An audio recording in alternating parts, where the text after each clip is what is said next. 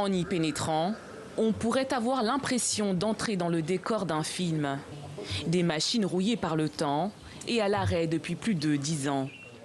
La Socider était pourtant un fleuron de la sidérurgie.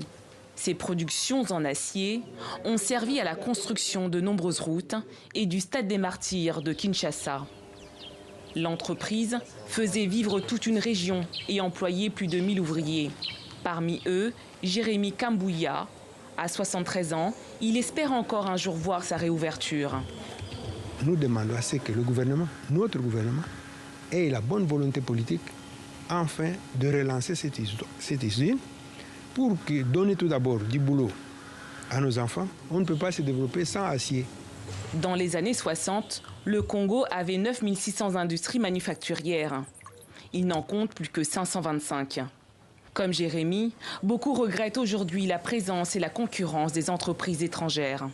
Le gouvernement préfère importer à Lufu, en Angola, à travers Lufu, et venir produire ici avec les Indiens, au lieu de relancer l'outil de production qui est la Socider, pour laquelle le gouvernement s'est endetté au niveau de la Banque mondiale, et on laisse l'outil de production pourrir.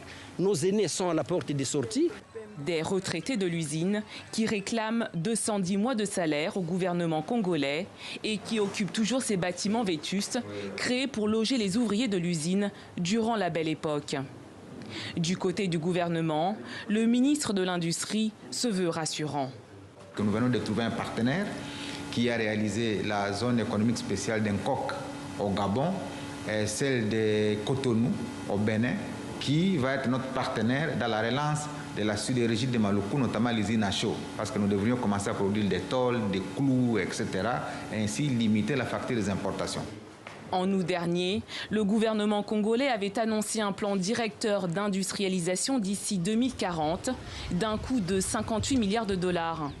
Des fonds que le pays veut mobiliser auprès de ses partenaires, mais qui restent à ce jour un défi financier.